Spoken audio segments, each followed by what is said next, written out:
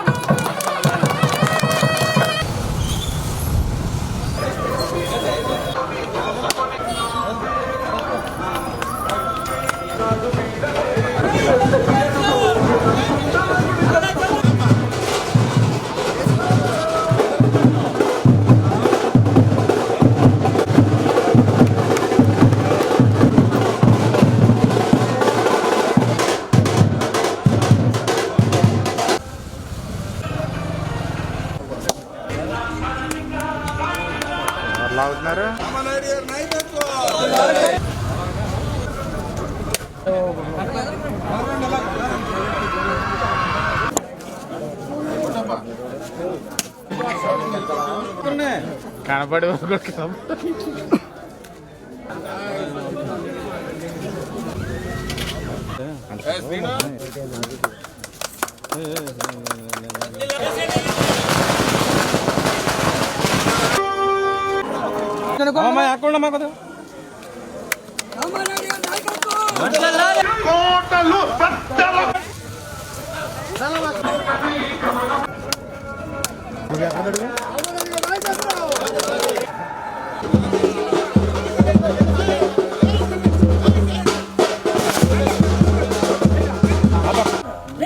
అవుట్లేదు రావట్లేదు అది అక్కడ ఎట్టి ఆపేశారు.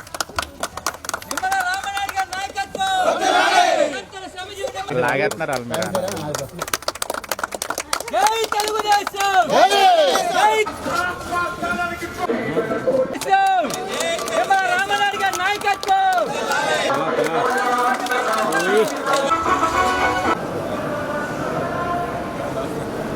ఒకసారి మధ్యలో ఎందుకు ప్రశాంతంగా చేస్తారు. ఆ స్పీడ్ గా పంపారు, కొద్ది లేడీస్ పెట్టండి. 3,70,00,000 రూపాయలు ఈరోజు నిధులు ఇవాళ మంజూరు.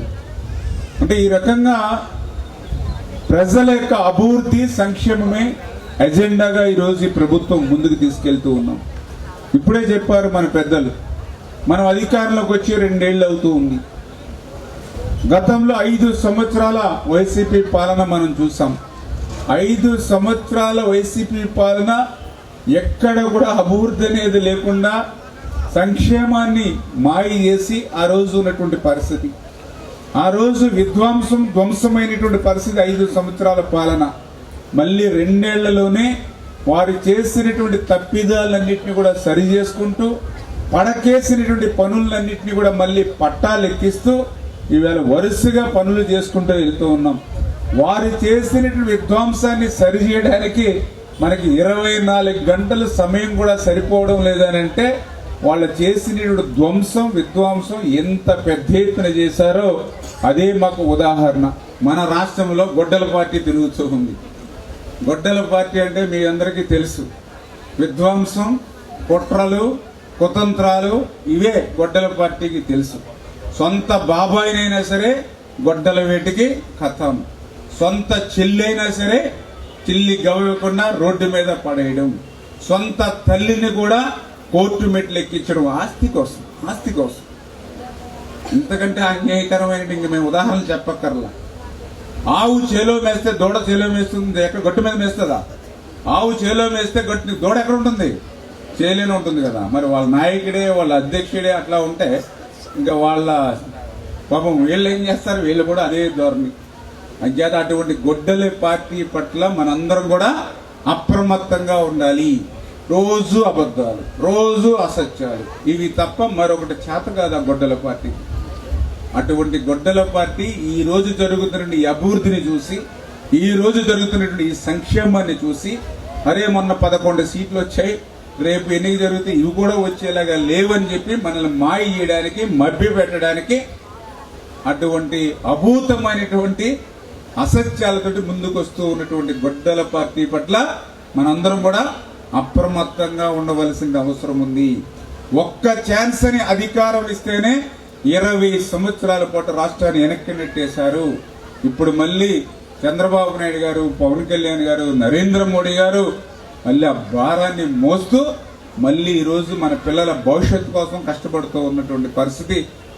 ఈ విషయాలన్నింటినీ కూడా గుర్తు పెట్టుకుని రేపు 15-20 సంవత్సరాల పాటు మనం వేసేటువంటి ప్రతి ఓటు కూడా కూటమికి గెలిపించాలి. 15-20 సంవత్సరాల పాటు తెలుగుదేశం, జనసేన, బీజేపీ కూటమి ఉంటేనే ఈ రాష్ట్ర అభివృద్ధి, మన పిల్లల భవిష్యత్తు ఉంటుందని చెప్పి మరొక్కసారి మీ ద్వారా అందరూ కూడా తెలియజేసుకుంటూ సెలవు తీసుకుంటాం. Thank you. అన్నా ఆ కుర్చీలు తీయించండి ఒకసారి.